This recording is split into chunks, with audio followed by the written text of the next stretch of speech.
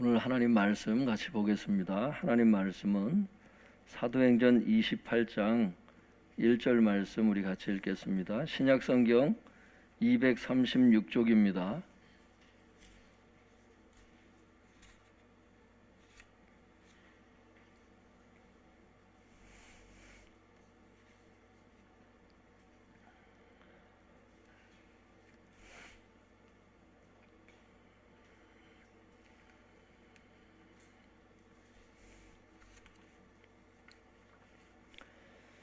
사도행전 28장 1절 말씀 신약성경 236쪽에 있습니다. 우리 1절 말씀 우리 같이 읽겠습니다. 시작. 우리가 구조된 후에 안즉 그 섬은 멜리데라 하더라. 제목을 한번 따라해 보겠습니다. 로마로 압송되는 바울.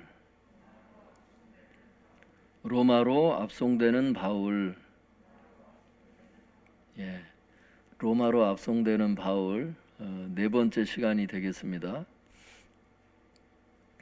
바울이 지금 압송이 돼서 지금 로마로 지금 이렇게 가고 있어요. 태풍을 만나서 사람들이 구조되는 것까지 어제 이제 지난 시간에 봤었죠. 그래서 구조된 이후에는 어떻게 됐을까? 이제 오늘 내용이 이제 그 내용이 되겠습니다. 1절 한번 같이 읽어 보겠습니다. 시작. 우리가 구조된 후에 안즉 그 섬은 멜리데라 하더라.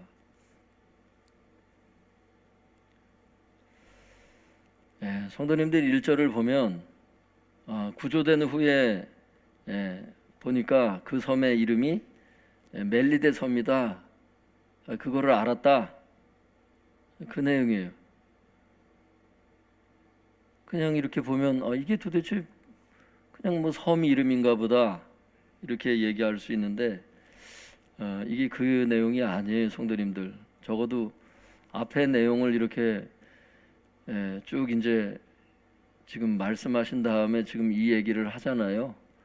하나님께서 이 말씀을 기록하신 이유가 뭐냐면 얼마나 멀리까지 표류했는지를 보여주는 거예요. 태풍 속에서 성도님들, 태풍이 안 왔으면 모르겠는데 태풍을 만났잖아요. 인생에 태풍이 안 왔으면 좋겠어요. 근데 태풍이 오잖아요. 태풍이 왔는데 미항에서 출발해서 멜리데 섬까지 지금 2주 동안을 지금 밤낮 해도 보이지 않고 별도 보이지 않은 암흑천지의 그 태풍 속을 지금 미항에서부터 멜리데 섬까지 지금 왔다는 얘기예요. 276명이. 근데 성도님들 이게 약 800km예요. 800km라고 이게.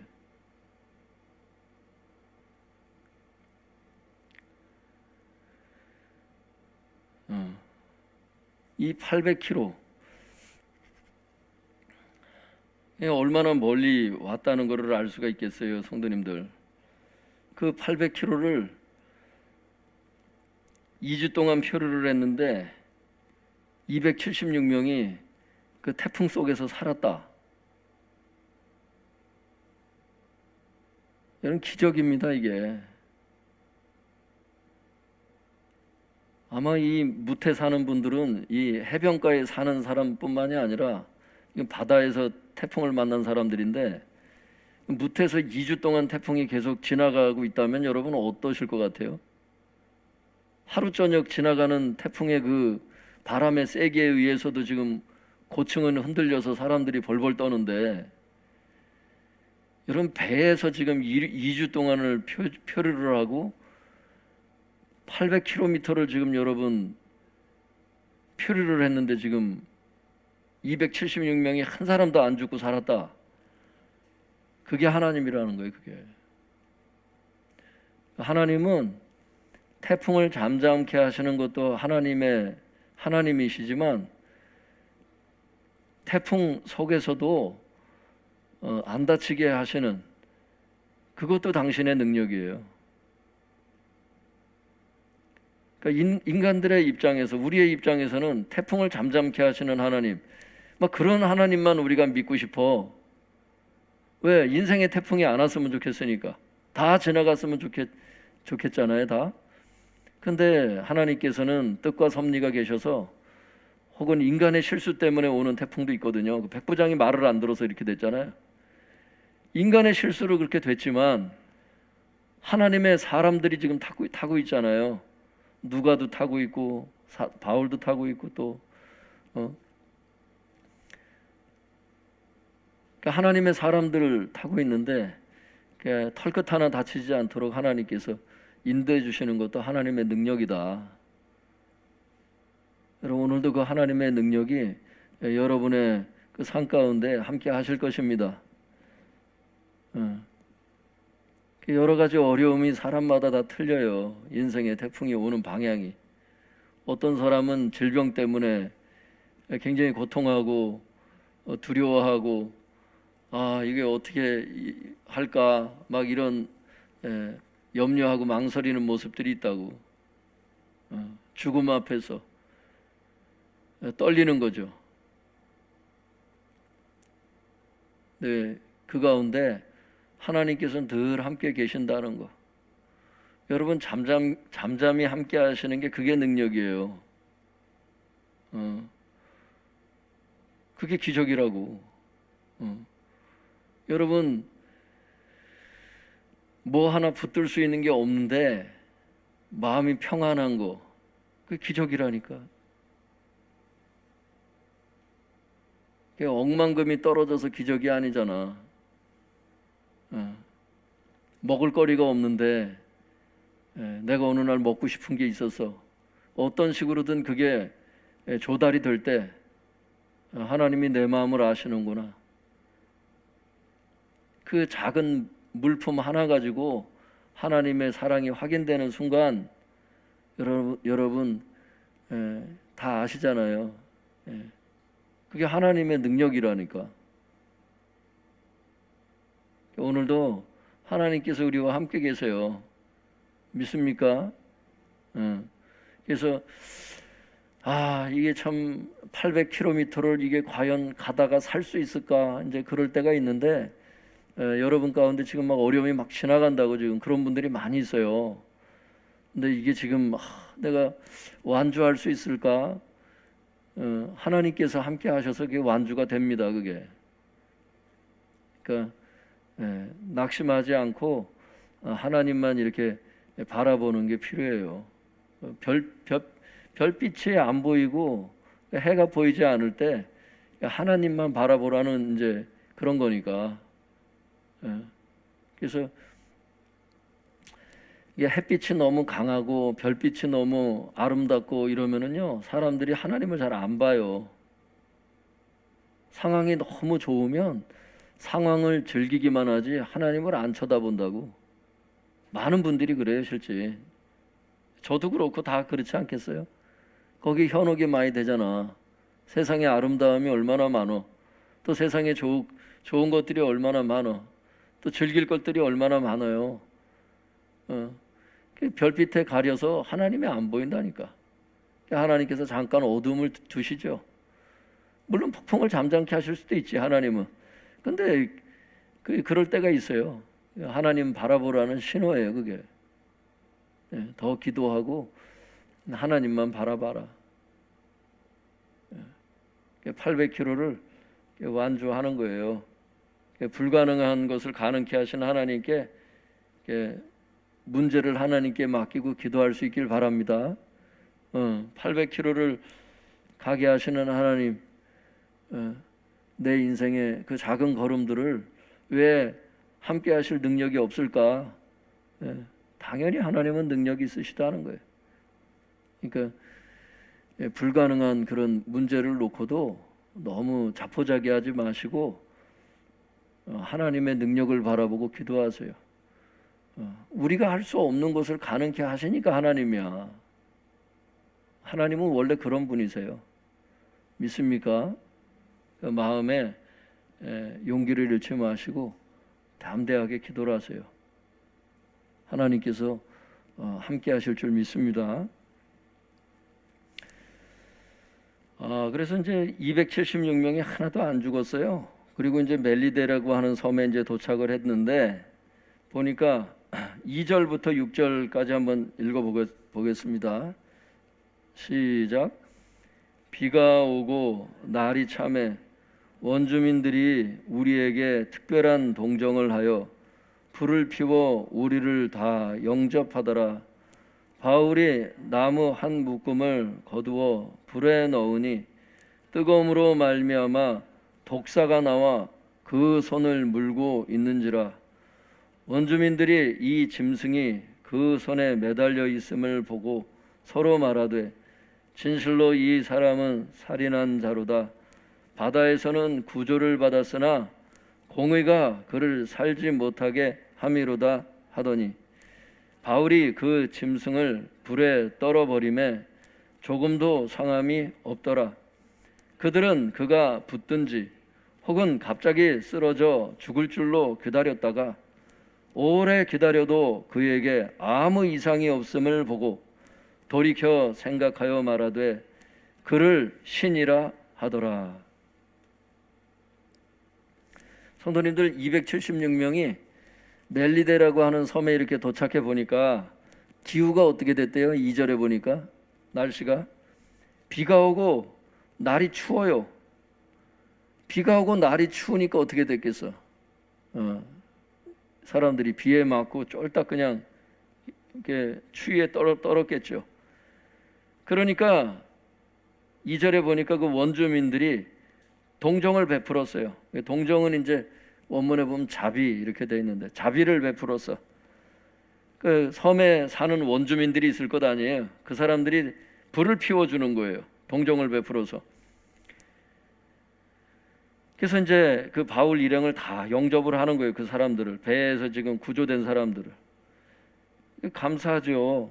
아무도 도와주지 않고 오히려 막 공격하는 사람들이었으면 어떻게 될 뻔해서. 근데 그런 원주민들이 아니라 하여튼 276명 입장에서는 우연히 도착한 섬인데 그런 환대를 받게 하시는 거예요. 이것도 하나님의 은혜입니다, 여러분. 고통 가운데서 나를 환대해 주는 사람들이 있어. 잘 대해주는 사람이 있다고. 어려운 가운데서 나에게 환대를 베푸는 사람들도 하나님께서 그 하나님의 손의 역할을 해주는 사람들이에요. 그 사람들이. 그런 분들 여러분 느낄 수 있길 바랍니다. 3절에 사도 바울이 이제 그 불 피우는 그 사람들을 그 불 피우는 일을 도와주려고 나무 한 묶음을 거두어다가 이제 불에 넣었나 봐요. 그러니까 나뭇가지를 거두어다가 이제 한 묶음을 거둬서 이제 불 속에다 집어넣는데 그 안에 독사가 있었던 걸 모르는 거예요, 사도 바울이. 여러분, 하나님의 종이라 할지라도 어떻게 그것까지 다 알겠어? 뭐 코로나가 뭐 어떤 병원균이고 뭐 이런 걸 어떻게 다 알겠어요? 사람이 모든 걸 다 알 수는 없지. 사도 바울도 뱀이 그 안에 숨어 있는 걸 모르는 거야. 그것도 독사가. 거기 나오잖아요. 독사라고 그게. 그래서 불 피우는 걸 도우려고 나무 한 묶음을 거두어다가 불에다가 딱 넣으니까 그 순간 그 나무 속에 그 숨어 있던 그 독사가 그 뜨거운 그 불의 열기 때문에 그 나무에서 이제 나온 거야. 나와가지고 바울의 그 손을 물었네.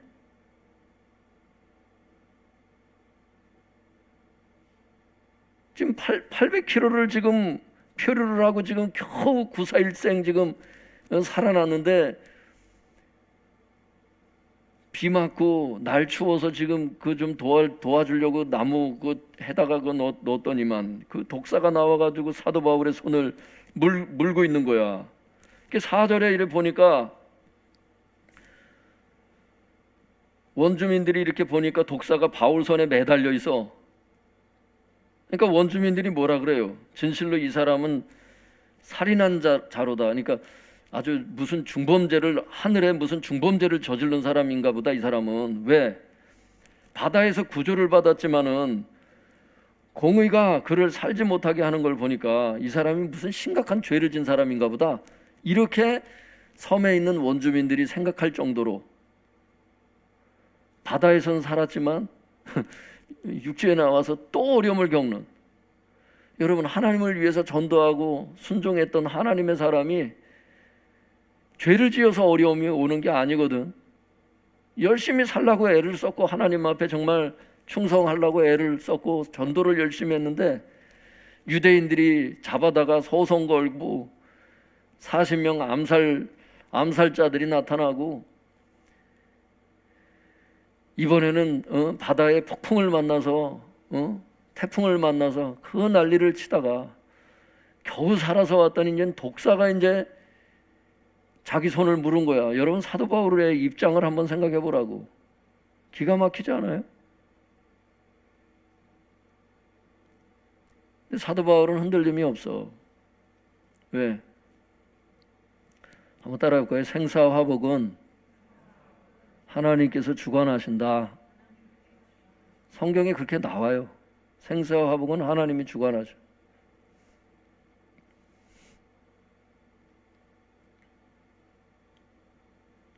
다 하나님이 주관하신다는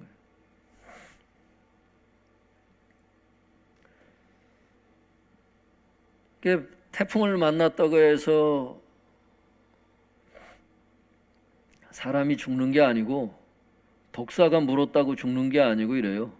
하나님께서 이게 보여주시는 뭔 의미가 있습니다. 지금 오늘 우리에게 태풍 만나면 이제 나 죽었다. 독사가 물고 있으면 이제 나 죽었다. 보통 사람들은 그렇게 말하겠지만 기독교인들은 그렇게 말하면 안 된다고. 하나님을 만난 사람은 그렇게 말하면 안 된다는 거예요. 그리고 원주민들이 그렇게 생각할 정도로 참 재수가 없다. 원주민들이 보니까 참 뭔가 하늘에 큰 죄를, 뭔가 큰 잘못을 한 사람인가 보다. 겨우 살았는데 이제 여기 와서 죽게 됐구나. 이제 이런 얘기를 하는 거예요. 그런데 5절에 보니까 바울이 독사를 불에 떨어뜨려 버려요. 조금도 상하지 않았다고 나와요. 전혀 해를 받지 않았다, 이렇게 원문에 돼 있죠.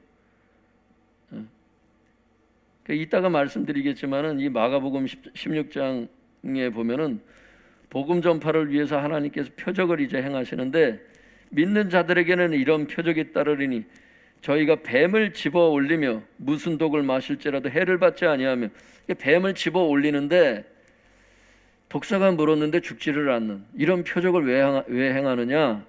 마가복음 16장 그 17절, 18절, 20절에 여기 보면은 전도를 위해서 이렇게 하신대요. 하나님께서 기적을 베푸시는 이유는 전도를 목적으로 한대. 전도를 목적으로 하셔서 지금 사도 바울을 안 죽게 하는 건데, 사도 바울이 전도를 안 했겠어요? 성경적으로 볼 때 여기는 안 나와 그런 얘기가. 전도했다는 말은 그거는 앞에 이제 여태 사도 바울이 보여준 모습이 있기 때문에 다 기록을 안 해놨다고. 누가가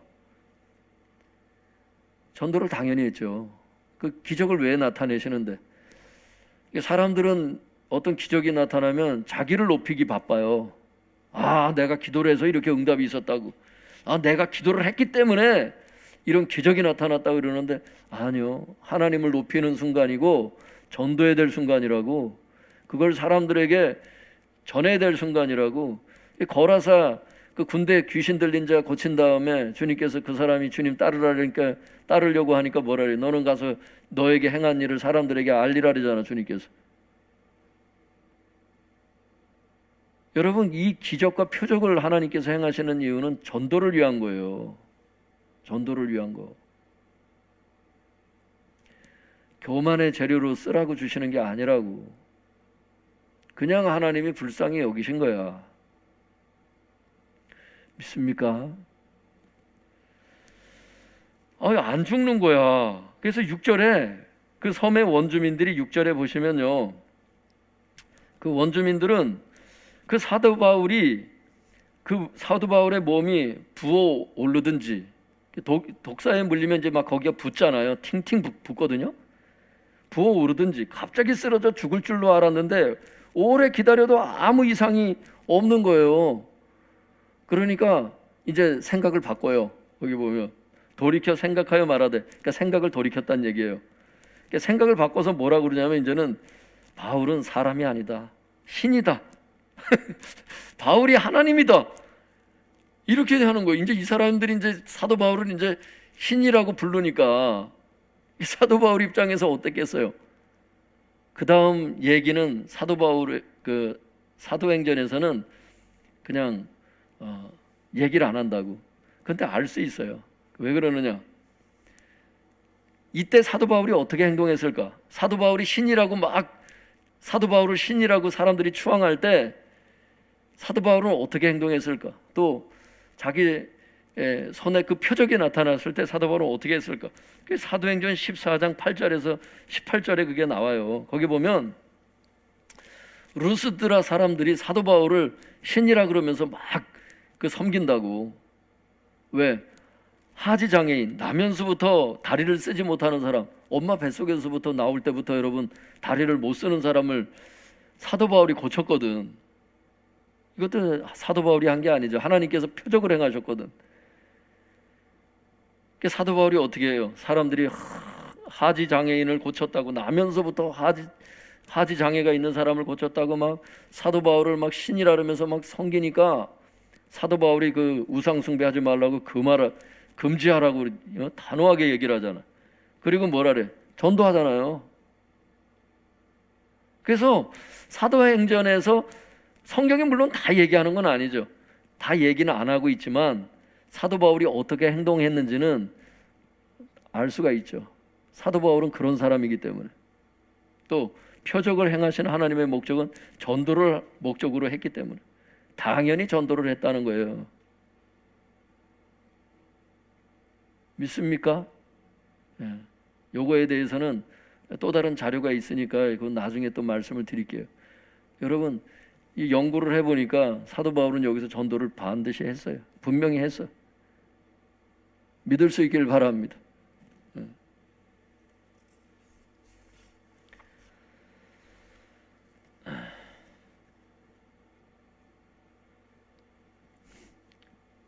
여러분, 사도 바울처럼 하나님을 위해서 그 순종의 삶을 살고 주님을 섬기려고 하는데 자꾸 반복해서 어려움이 오는 분들이 있어요. 그런 때라도 낙심하지 않길 바랍니다. 그건 절망할 시간이 아니고 사도 바울처럼 끝까지 복음을 전하고 주님을 섬기라고 하는 그 타임이에요. 그때가. 그렇게 낙심하지 말고 끝까지 복음 전하고 주님 섬기시기 바랍니다. 그럼 주님께서 기억하시고 이제 보상해 주시는데 주님을 섬기는 게 한결같아야 돼. 그 어려움이 올 때나 또 하나님께서 이렇게 따뜻한 계절을 주셔서 또 따뜻한 상황이 될 때나 또 태풍 속에서나 한결같아야 돼 사람들이. 그러니까 사람이 어려움이 와 보면 그 사람의 그 신앙이 드러나잖아요.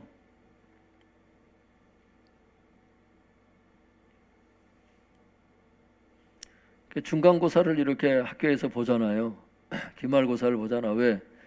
어느 정도 공부했는지, 어느 정도 학업 성취도가 있는지 선생님들이 그 체크하시는 거 아니에요?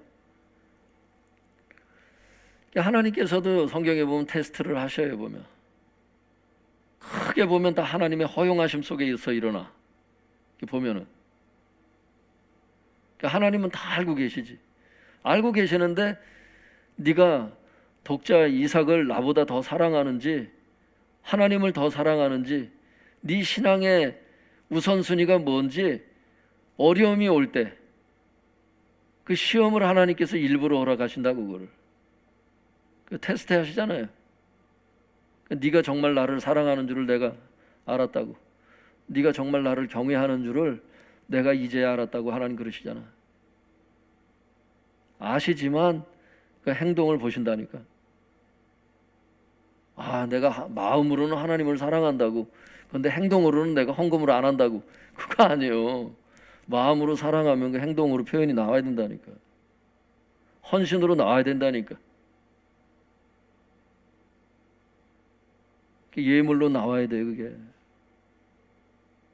예배로 표현이 돼야 되고, 교회가 정말 어려웠을 때 정말 헌신이 되고 그게 나와야 돼. 주님의 몸이잖아, 교회는. 말로만 주님의 몸이라 해놓고 정말 필요한 순간에 다 뒷걸음질 치고, 그렇게 하면 여러분 그거 경외하는 게 아니잖아. 여러분, 사도 바울은 이제는 독사를 보내시냐고 하나님, 재수없게 막 이러지 않았어요. 표적에 나타났을 때 전도를 했다고. 사람들이 신이라고 추앙할 때 그러지 말라고, 하나님께만 영광 돌리라고, 나를 높이지 말라고, 하나님만 높이라고, 그리고 전도를 했다고. 여러분, 사도행전 14장에도 보면은 하나님만 높였다고. 그 사람 불평하지 않았다고. 그러니까 나중에 하나님께서 복을 주세요. 복을 주시는데 그 옆에 있는 사람들까지 복을 줘. 그게 나와요.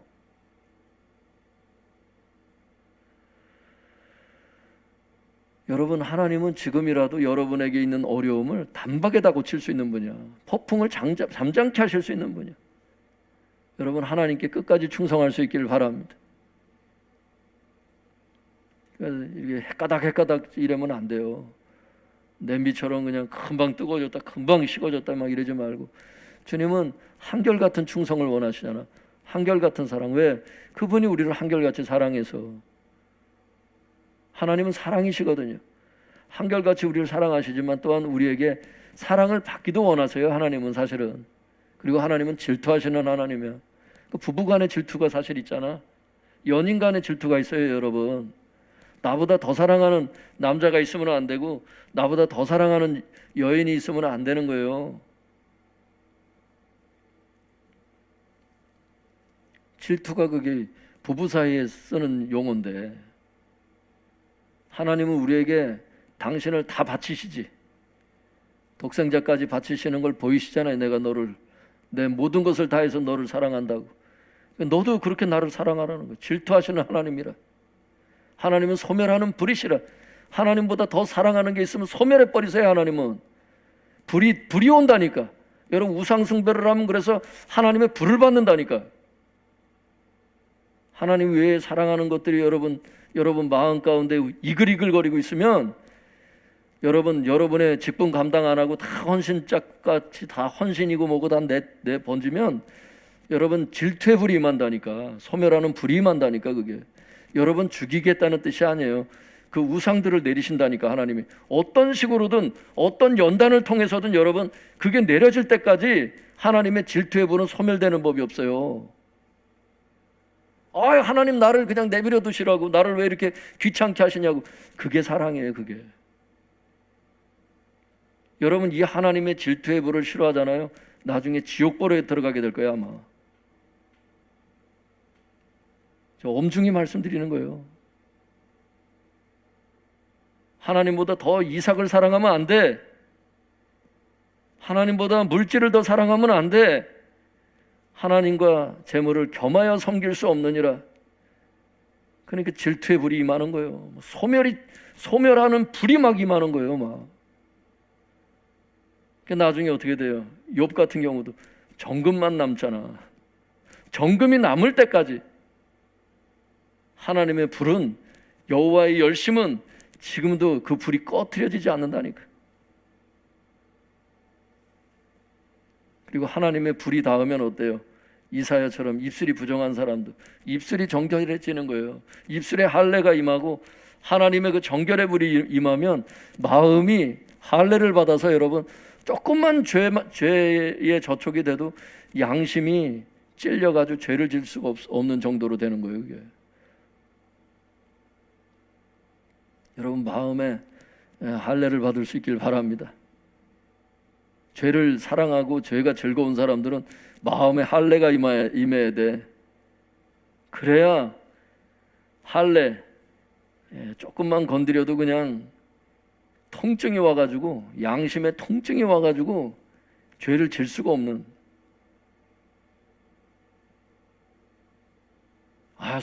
순종하자 이게 아니고 마음에 할례가 임해버리면은 고통스러워서 죄를 질 수 없는 여호와의 그 불이 임할 수 있길 바랍니다.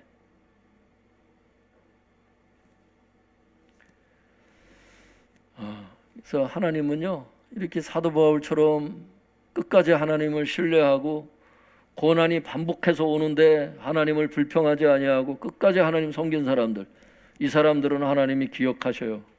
그러니까 요한복음 12장 26절에 보면 주님께서 기억하시고 보상해 주시는 거예요.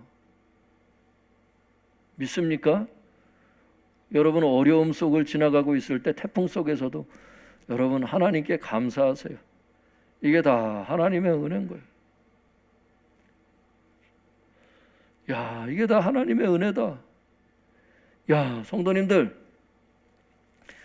이번 주에 제가 통보받은 게 우리 성도님들이 11명이 코로나 확진이 왔어. 교역자들도 2명이 지금 걸렸어. 여러분, 근데 마음에 막 감사가 넘쳐. 코로나 걸린 성도님들 저 시험 들지 마세요. 지금 제가 끝까지 들어보세요. 화요일 날 이게 이제 코로나 걸리신 분도 이렇게 전화를 하고, 지금은 여러분이 한꺼번에 걸리니까 다 전화를 못 했어요. 제가 하여튼 처음에는 전화를 이렇게 하고 교역자하고 이렇게 통화하고 이제 이렇게 하는데, 감기 증상이 있고 그런 사람들이 이게 몇 사람 있는데, 이게 화요일 날 생각하는데 수요일하고 금요일 모임하고 막 이게 걸려요. 이상하게 마음에서 막 하나님이 이제 인도를 하시는 거예요.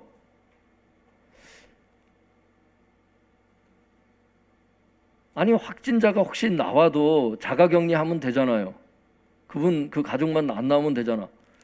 그런데 마음이 이상하게 그렇게 이 모임을 하면 안 된다는 생각이 자꾸 들어요. 마음이 그렇게 불편하더라고.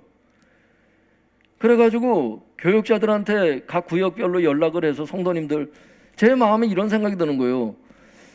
성도님들을 사랑한다는 게 뭘까? 하나님을 사랑한다는 게 뭘까? 하나님께는 영광이 되고 사람들에겐 덕이 돼야 되는데, 성경의 기록에 보면은 뭐가 바른 선택일까? 그건 사랑이더라고. 그래서 수요일, 금요일, 나중에 토요일까지 전부 다 2주 동안을 영상 예배로 다 돌렸잖아요. 그러고 났는데 화요일 날 하여튼 결정하고, 금요일 날은 이제 토요일까지 결정했죠. 근데 화요일 날 그렇게 결정을 하고 났는데 막 나오는 거야, 그냥. 코로나 확진자가 나와서 여러분 영상 예배를 드린 게 아니에요. 확진자가 이렇게 무대기로 나오기 전에 이걸 막아야 되겠다는 생각이 들면서 이상하게 그거를 그냥 막았다니까. 주님께 기도해보고. 그리고 여러분 감사한 게 뭐냐면, 우리 교회에서 다 걸린 게 아니야. 어머니 댁에 갔다가 걸렸고, 뭐 졸업식에 갔다가 걸렸고, 사진관에 갔다 걸렸고, 뭐 이런 식이야. 자식이 또 어디 갔다 걸렸고 이런 식으로. 그래서 가족들까지 걸리는 뭐 이런 식이지, 교회에서 걸린 사람은 한 명도 없어요, 지금까지. 자랑하는 게 아니라 뭐예요? 지금 11명이 이렇게 걸렸는데 감사가 있는 거야, 내 마음에. 비록 태풍 속을 교회가 걸어가지만 그 가운데에서도 하나님의 은혜를 느끼는 거예요, 제가.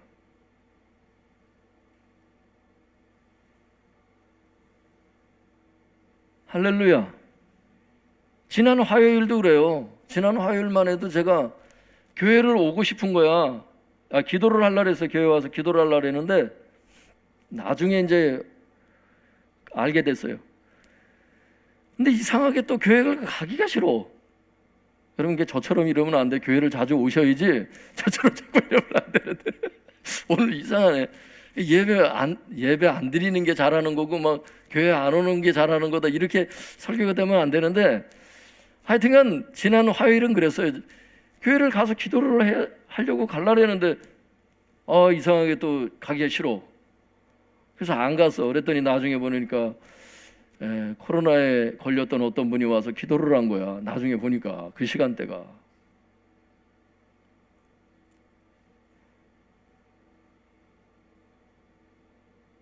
나중에 우리 여자 교육자 한 분이 오셔서 손잡이고 뭐고 다 이제 와가지고 다 소독을 했어. 그래서 아차 싶어서, 이게 나중에 성도님들도 또 혹시 그 오시면 어떻게 그래서 환기 다 하고 소독도 혼자 오셔서 다 자발적으로 이렇게 다 하시고 그렇게 우리 김여정 목사님이 그날 애를 써주셨는데 교회를 향한 사랑이죠. 성도님들에서 이 코로나 속에서도 이 태풍 속에서도 감사가 있어 교회적으로는. 근데 걸린 분들도 그래. 야, 이게 걸려가지고 내가 이게 또 어떻게 될까 싶어서 이제 또 그런 게 있어요. 그래서 교역자 중에 2사람이 걸렸다 그랬잖아요. 저한테 연락을 해서 또 제가 전화도 했죠. 통화를 하고 또 한 번은 카톡을 주고받고 했었는데 2분 다라는 거예요. 죄송하다는 거야. 목사님 죄송하다고. 사역에 피해를 줘서 죄송하다고. 제가 그랬어요. 뭐가 죄송하냐고. 그걸 원해서 걸렸냐고. 그게 누구라도 걸릴 수 있는 건데 그건 죄송한 게 아니다. 그것은 나머지 교육자가 힘들어서 그렇지. 갑자기 연락을 받고 막 중고등부 예배 준비하고 막 주일학교 준비하고 막 갑자기 영상 예배 그걸 안 해봤던 분들이 갑자기 막 내가 그걸 부탁을 하면서도 그 생각이 들더라고. 아유, 이거 갑자기 준비하려면 힘들 텐데. 근데 어떻게 영혼들을 생각하면 달리 방법이 없잖아. 그것 때문에 목회자가 있는 거고. 힘들어도 해야지. 그래서 예배도 다 잘 드렸다고 이렇게 나중에 보고를 다 하셨더라고. 할렐루야. 세례 교육도 5분이 나와야 되는데 5분 다 나오셨더라고. 세례 교육도 이번엔 영상으로 처음 했잖아요. 그런데도 다 안 빠지시고 이렇게 다 세례 교육을 받으시는 거야. 아무래도 5분 다 세례 교육 통과하고 이제 세례식 때 또 세례 받으실 것 같아. 이 정도 정신력으로 지금 하나님을 사랑해서 이렇게 교육받는 분들이라면. 여러분, 그래서 태풍이 오지 않는 감사도 있는데 태풍이 왔는데 또 그 가운데 또 베푸시는 하나님의 그 은혜가 있어요.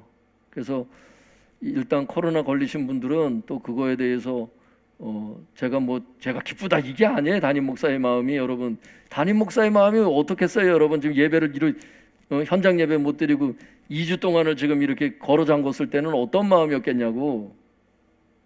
성도를 보호해야 되겠다는 마음이 강하지 않았겠어요? 성도님들이 현장 예배를 나오지 않으면 확실히 헌금도 줄어. 사실은 헌금을 안 하나 봐. 대부분의 성도들은 여기 이렇게 하면 또 난 했는데 대부분 잘하세요. 잘하는데 헌금은 줄어. 보면 주일 헌금은 확실히 줄어. 그래도 여러분 어떻게 해? 진짜 성도를 사랑한다면 지금은 영상 예배를 가야 되는 거예요. 정부에서 여러분 이거 교회 지금 타치 안 합니다. 지금은 교회 자체적으로 하는 거예요. 지금 이게 왜? 이제 훈련이 다 되셨잖아. 하도 이렇게 했다가 저렇게 했다가 하도 정부 방침이 자주 바뀌니까 이제는 뭐 말씀만 드리면 다 하셔. 이젠 지금 뭐 QR 코드도 안 찍는데 뭐 오미크론에 대해서 아주 좀 관대한 건지 어떻게 된 건지 걸린 분들 보니까 고생하는 분들은 또 고생하더라고요. 성도님들 무증상으로 다 지나가는 게 아니에요. 어려운 분들은 또 어려워. 특별히 60세 이상 되신 분들은 지금 또 어떤 소식들 듣고 하는데 이게 폐렴으로 지금 막 와. 그래서 그렇게 무조건 다 아주 뭐 경미하게 지나가는 분들이 있으면 하나님께 감사하게 생각하시고 아무것도 아닌 것처럼 막 이렇게 생각하지 말아요. 조심할 건 조심하고 불신자 남편, 불신자 아내들을 생각해 볼 때는 그런 게 이제 전도길 맡길까 봐 목사로서는 여러분들을 생각하는 거예요. 진짜 전도길 맡길까 봐 여러분들 은혜가 안 돼서 외부에서 걸린 거는 어쩔 수 없지만 교회 갔다가 걸렸다 이게 또 다르거든. 사람들은 덕이 안 될까 봐 지금 이렇게 하는데 그래서 하여튼간 이 고난 가운데도 여러분 너무 염려하지 말아요. 하나님께서 여러분 다 치료하실 거예요. 오늘 새벽에도 기도하고 가정 예배 드릴 때도 내 기도를 해요. 하나님 성도님들 다 낫게 해달라고. 할렐루야. 하나님 도와주실 거예요.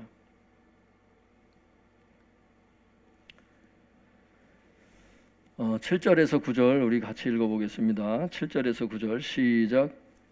이 섬에서 가장 높은 사람 보블리오라 하는 이가 그 근처에 토지가 있는지라 그가 우리를 영접하여 사흘이나 친절히 머물게 하더니 보블리오의 부친이 열병과 이질에 걸려 누워 있거늘 바울이 들어가서 기도하고 그에게 안수하여 낫게 하매 이러므로 섬 가운데 다른 병든 사람들이 와서 고침을 받고 멜리데 섬이 있잖아요, 성도님들. 거기 보면 보블리오라고 하는 사람이 나와요. 7절에 보면 이 섬에서 가장 높은 사람이야, 그 사람은. 보블리오라는 사람이 있는데 그 사람이 바울 일행을 영접해서 3일 동안이나 친절하게 대접을 해줬어요. 거기 친절히 머물게 했다는 말이 나오는데 그 머물게 하더니 이 단어가 원문에 보면 대접해 줬다는 뜻이에요. 그거를 이제 번역을 그렇게 한 건데 3일 동안 친절하게 잘 대접을 해줘서 바울 일행을. 그러고 났는데 보블리오의 아버지가 병에 걸려 있는 거야. 열병과 이질에 걸려 있는 거야. 열병도 여러분가 잘못하면 죽습니다. 그게 열병과 이질에 걸려 누워 있는 거야. 바울이 들어가 가지고 기도하고 안수해서 병을 낫게 하죠. 이게 소문이 퍼졌나 봐. 그러자 섬에 있는 다른 병자들이 막 오는 거야. 와가지고 이 사람들이 이제 다 고쳐주죠. 사도 바울이. 하나님께서 손을 얹은 즉 나으리라. 그 표적을 또 행하시는 거야 지금. 표적이 왜 일어난다고요? 전도를 목적으로 한다니까.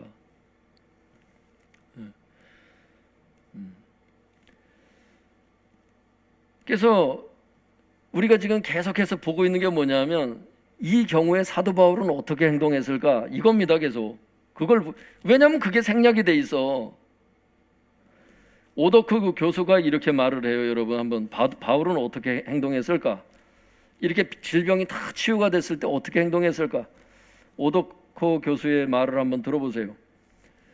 본문은 바울이 복음을 전했다는 말을 명시하지 않으나 사도행전의 독자로서 바울이 여기서 복음을 전하지 않았으리라고 생각하는 사람은 없을 것이다. 바울이 기도와 안수로 보블리오 아버지의 병을 고치고 수많은 병자들을 고친 것 자체가 선교의 한 모습이다. 뿐만 아니라 그런 사역 중에 바울은 당연히 적절한 방법으로 복음을 전했을 것이다. 그것이 사도행전이 지금까지 보여준 바울의 모습이기 때문이다. 여러분 이 모습은 사실은 사도행전 14장 3절에 보면 그 전도를 할 때 표적이 함께 가는, 표적과 전도는 함께 가요. 성경에 보면. 그것을 봐도 사도 바울이 어떻게 행동했을까 그걸 알 수가 있죠.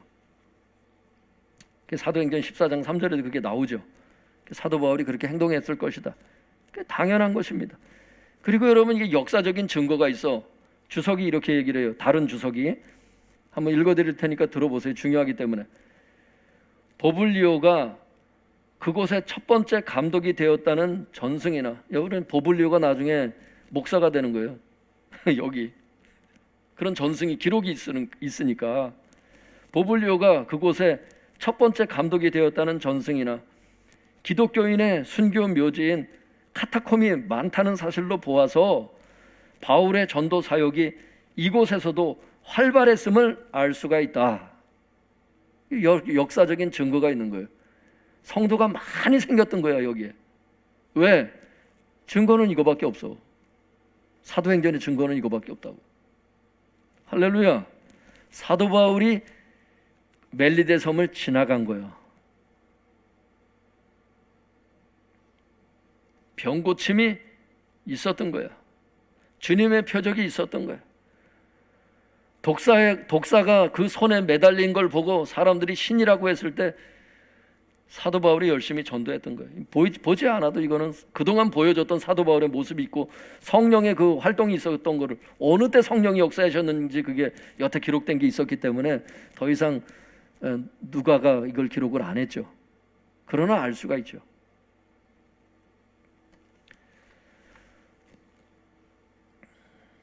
사랑하는 성도 여러분, 아까도 말씀드렸다시피 누가복음 16장에 보면 하나님께서 표적을 행하시는 이유는 표적을 통해서 영혼들을 전도하기 위해서 그래요.